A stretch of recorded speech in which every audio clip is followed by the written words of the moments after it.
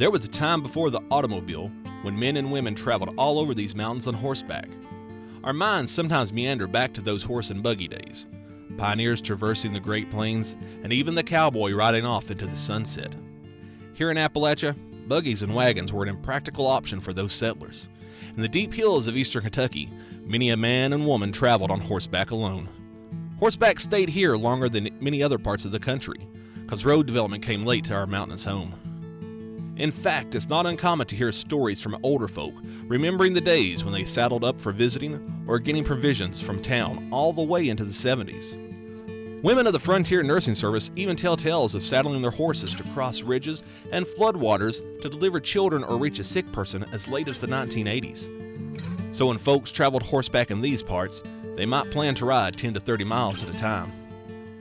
Names like Salmons, Sloan, and Minningham may not appear in your history books, but these men made their living working leather into shoes, harnesses, saddlebags, and on occasion, they built comfortable, quilted riding saddles. A good, comfortable saddle was a coveted and prized possession. This is the story of the Kentucky riding saddle.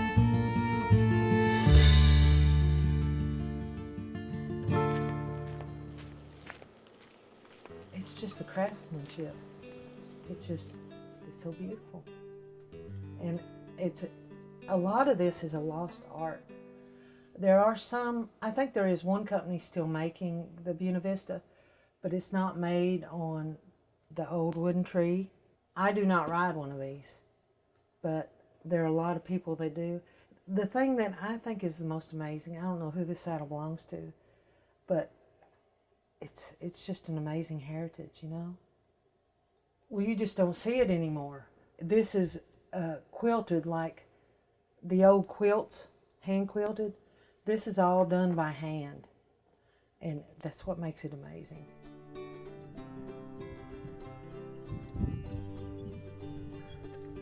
I used to have a reproduction of a Sears page, Sears catalog page or something, and you could order these saddles from Sears, and I know they were made by some saddle factory because it was a big business. Factories made harness, they made saddles, and some of them were better quality than others, some of them were very high quality. But these guys that we're talking about is about Kentucky saddle makers who developed this product and honed their skills and made something so desirable that it's lasted way more than a century.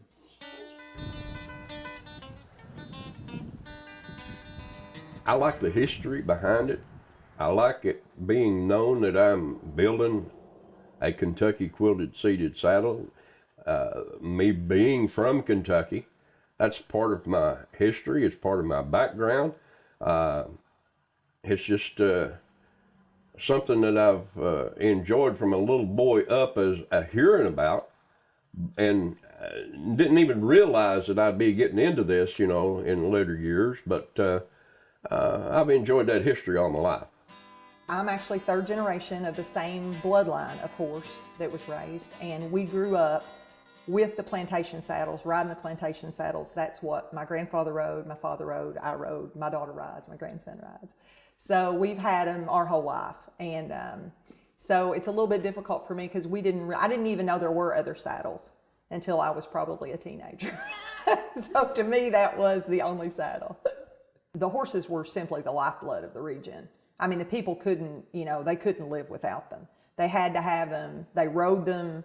They plowed with them. They buggied with them. I mean, without their horses, they simply wouldn't have survived in eastern Kentucky. And so, like I said, the saddles themselves, I believe, were designed for comfort. I mean, these people spent, you'll hear the old saying of, a good day on one of these horses would have been 75 miles. I mean, could you even fathom 75 miles on a saddle unless it was comfortable? Anytime I see any old picture of anything, I always look to see if I can tell what kind of saddle that they were riding on. And as far back as I can remember, I've seen pictures of some of the frontier health nurses. I think they even use plantation saddles, and I know doctors use plantation saddles. Anybody that had any distance to travel and needed comfort always had Plantation saddles. But the Plantation saddles are just wonderful. They speak to a time that it was a slower time, and people, their horses were their transportation. And you also, the nicer your saddle, it was kind of a prestige item, if you will. Plus, it was comfort for your hindquarters too. The better the saddle, the better the ride. But it was kind of a status thing, and people say, "Oh, that's a mini hand, or that's a Salmons, or a Hutchison." Or there's just lots and lots of names that came out of that. So it was until the advent of the automobile, and even 10 and 15 years after the advent of the automobile. A lot of people couldn't afford a car until Henry Ford finally came out with the Model T. Cars were inaccessible to most folks, and That's the problem we have, is that there's no definitive history on Kentucky saddles. By the shape of the tree, we can pretty well conclude, I think, that they have their origins in colonial days, when people brought the skill from the old world over here. The old timers called these things riding saddles. They had army pack saddles, and they had some old cowboy saddles, but they had a saddle hanging somewhere in the barn that was comfortable, and they called that the riding saddle. And it could be a Buena Vista or one of these Kentucky saddles. And I think I mentioned to you before, because of a little back trouble, I got in the process of searching for one, because I thought it would help my back problem. And a cousin of mine found me one of these old saddles and needed repair, and I worked on it enough to get it so I could ride it, and sure enough, it was a lot more comfortable and a lot more supportive of your back. And from that time on, I started to investigate a little bit more into what these saddles were about. I have a history of my family being in saddle makers, the Ficklin family in Owensville, and they started saddle making in about prior to 1850, and they continued past 1880.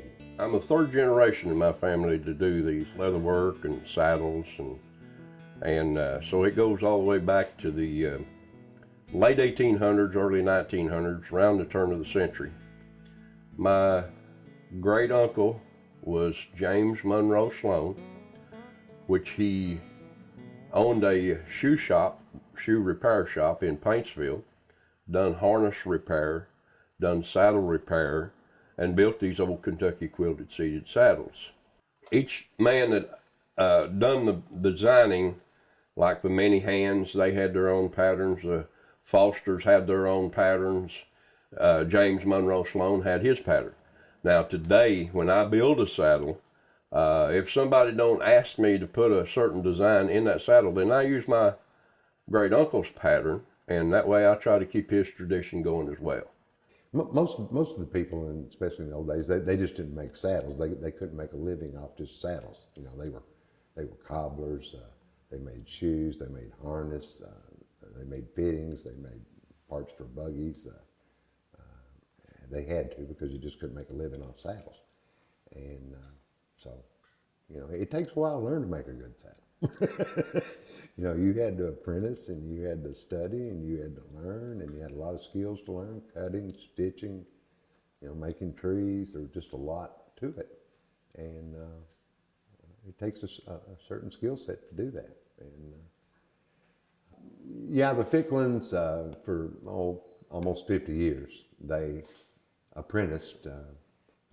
They always had 2 or 3 saddle makers, several cobblers working for them, and a lot of Irish saddle makers apprenticed under the Ficklins. And in 1880, Eugene Minihan shows up living in their house for the first time. So I assume he was probably hired by the Ficklins sometime for an apprentice in the mid to late 1870s. And then by the 1890s, they had got older and retired. And their names were James P. and John Ficklin. And John had a tan yard out in Tan Yard. They named it Tan Yard because there were 2 tan yards out there. And he would process the hides and send them to his brother James P. in downtown Owensville, where he would take the processed hides and turn them into shoes and boots and harness and saddles. And they also would job saddles out if they had a bunch of orders or a special order. And some of these guys were probably pretty specialized in the stitchings or the designs that they used. I found one record where a fellow had made them a saddle and charged them $7.50 to make the saddle, which they brought back to the shop for their customer and probably sold for, $15, $20, $25. I really only have 2 plantation saddles, but I just think that they're some of the neatest and best workmanship you'll find are on plantation saddles. And that family tie, which I didn't know about in my youth, but we find out things as we grow older. If you're interested in genealogy, you'll discover things about your family. So that's what got me into plantation saddles.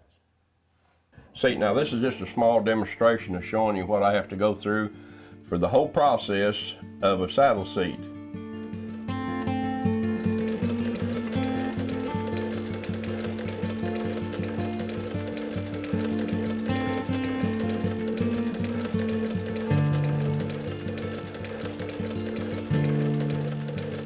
Now, when you get to the bottom of it, say like that's a finger, then you've got to have a machine that will come back in the same hole, hit the same hole, coming back out of there.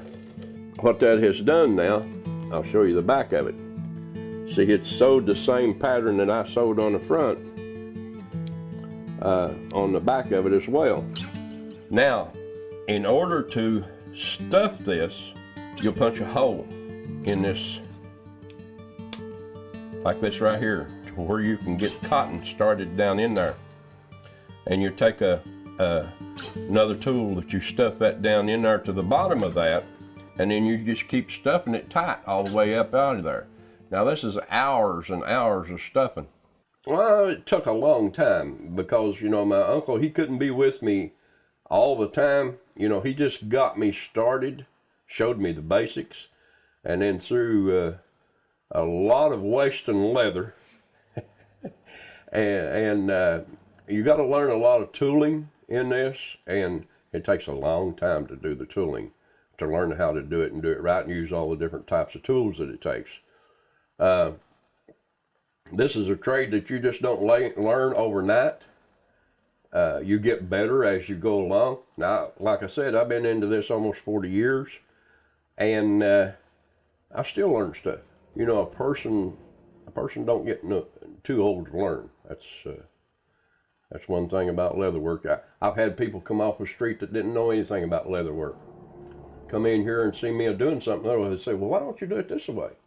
And why didn't I think of that? I look at how dumb could you be, Danny? This is an example of an old tree. It's not a good tree, but it's a pretty good tree. They come from the factory made like this. These are the branches. Of course, this is rigid, but it's curved to fit the back of a horse, and there's nothing wrong with this tree. You can make a saddle on this tree and it'd be comfortable.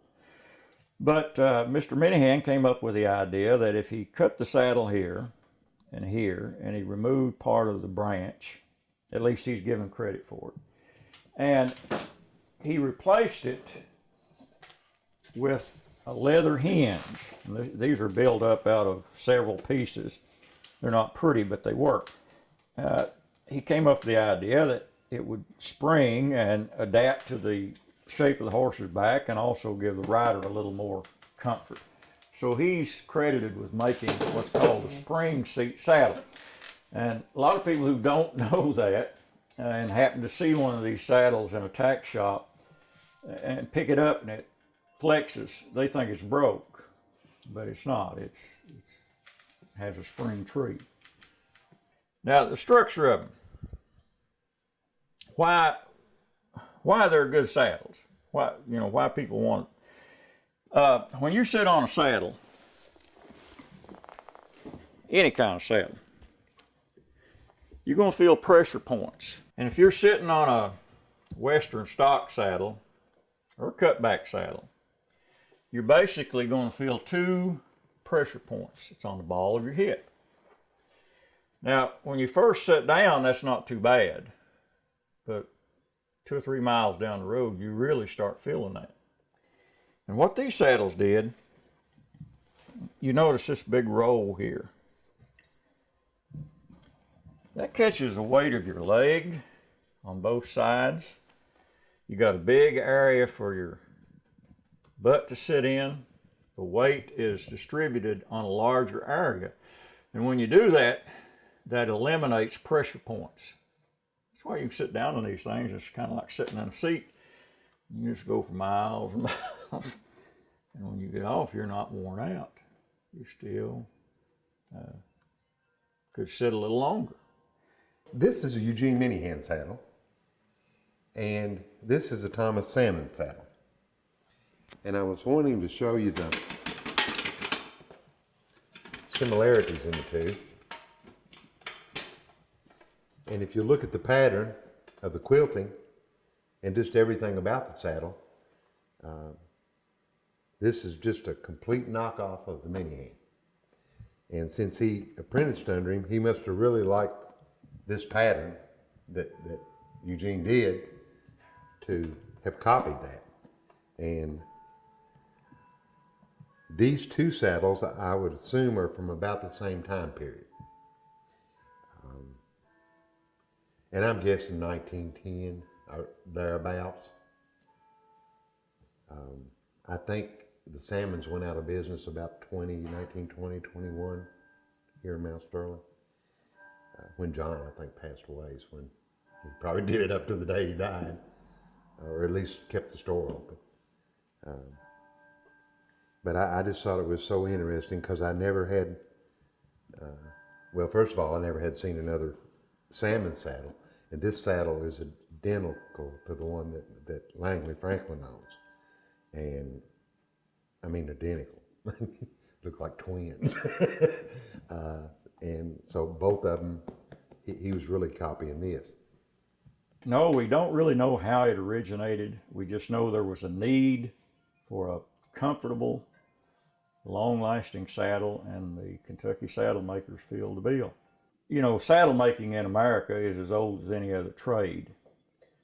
But in Kentucky, it developed almost into an art form, especially in the last part of the 19th century, when you have makers like Eugene Minihan and R.F. Hutchison and R.N. Applegate. Some of these guys who really developed a saddle that was so comfortable, they appealed to people all over. And they became so well known that they're simply called Kentucky saddles. And if you pick up an old Sears Roebuck catalog or an old company catalog from a century ago, and you look in the section for harness and saddlery, you'll see saddles advertised there that are simply called Kentucky saddles. I wish it had been more documented than it is. I've tried for years to find out more information, but you got to remember these guys were just doing a day's work. They had no idea that they were leaving behind a legacy or that they were making history. They simply were doing work in their shop, good quality work. I try to use quality material, and I do my best to do a quality job. That has followed me all through my leather trade. Now, when you start getting repeat customers and they want another saddle made that you've already made a saddle for, then that right there tells you that you're doing something right. Then that follows you. That is your name. You take that with you to your grave. If you treat people right and you do people right, they'll come back to you. I've done many, many different saddles in the same family. So that right there means a lot to me. They're coming back to me because I've done them right to begin with. And I want to do them right. I don't want to do nobody wrong. I don't want to be done wrong, and I don't want to do nobody else wrong. Probably the biggest thing is, as I got older, I did realize the historical importance of the saddles. Like naturally growing up, especially growing up with the saddles, I don't think I had an appreciation for the craftsmanship that goes into them. But as I've gotten older, I certainly do. I still don't know nearly as much as a lot of the guys that study the saddles and the saddle makers, but I know a good saddle when I sit on one. So I don't know that many saddle makers right now that still, still work on the trade. I'm assuming now it's a little bit different than it was back in the day, but I would have to say back in the day, how the saddle held up would have been a source of great pride. If you could pass a saddle on from generation to generation, it would have been worth a whole lot more to you. But I actually have some of my mountain pleasure horses, I just can't ride with other saddles. I mean, they basically have to have that shorter tree, that flexibility, in order to be comfortable for them. So to me, it's the fit. I mean, the look is obviously beautiful, but in the end, with the horses, it's all about comfort for them. So. But I feel like that when I die out, it's going to die out in my family, because my grandson had some interest in it. My daughter's not strong enough to do it. She's had carpal tunnel operations, and she can't do it. My son's really not interested in it. My grandson had some interest in it until he got the age that girls come on his mind. Now, he's dropped the leather work after that, but he may come back to it. I'm going to leave this shop to my daughter, and that way he'll be able to fool with it if he wants to. Riding has made a comeback, or it did in the last 10 or 15 years, and I don't really know if that's going to continue. The more trails they open up to riders. It just depends on what happens to the horse industry, what happens to the saddle industry. They're dependent on one another. So, and a lot of people like Western saddles for trail riding. I don't know why. Plantation saddles as good as anything, but I think it's all interlocked with what happens to horses. And horses got cheap, and saddles have got cheap, and things will make a comeback, I'm sure, but I just don't know how popular riding's going to. As long as riding's popular, saddle making will be in demand.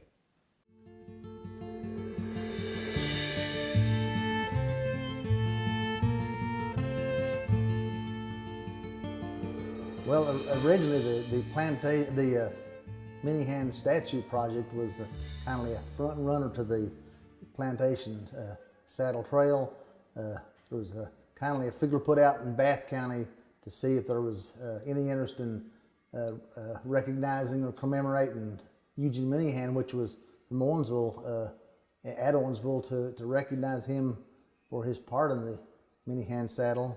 And there was, different ways considered about how to do that. There's the old Minihan saddle shop, and of course, money is a big thing on some of these projects, but that was one thing that we fell upon, was maybe be able to erect a small statue, either of just a Minihan saddle by itself, and then we talked to a sculptor, and he came up with the idea of an image of Eugene Minihan standing behind it. So, if it could be done in one or two phases, we could end up either with a saddle or both, depending on, the funding. While the history of these saddles and saddle makers might not be fully known, there are people out there working to preserve and pass along the history of these unique items. These saddles were the life of the rider. These were well-built saddles, and even today, many people still prefer to saddle their horses and ride in what is often referred to as the world's most comfortable saddle. It is people like this that are the keepers of our Appalachian traditions and of our history. Their work and their stories allow us all to stand straighter with pride and respect and recollect our ancestry that settled the region. Do you have anything else any stories or anything about that? Well, no, not that I know of, really. It's just that I don't just build that Kentucky quilted seated saddles. I do anything in leather. I do saddle repair. I build custom saddles on the cowboy style. I make bridles, brush collars, saddlebags. I make belts, billfolds, handbags. I do the fancy hand tooling.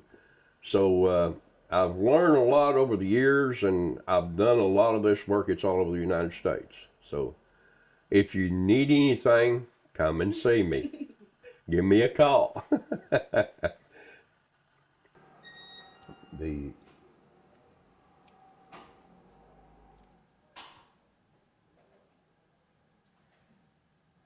I'm just going to observe. This is time. Are we still rolling, or do you need? Yeah, we're wrong. I hope we edit. Well, we're keeping that part right there. Well, there may be a lot of that crap. You might want to, unless you want to turn this into a comedy show, which is my natural talents. Where were we? You were talking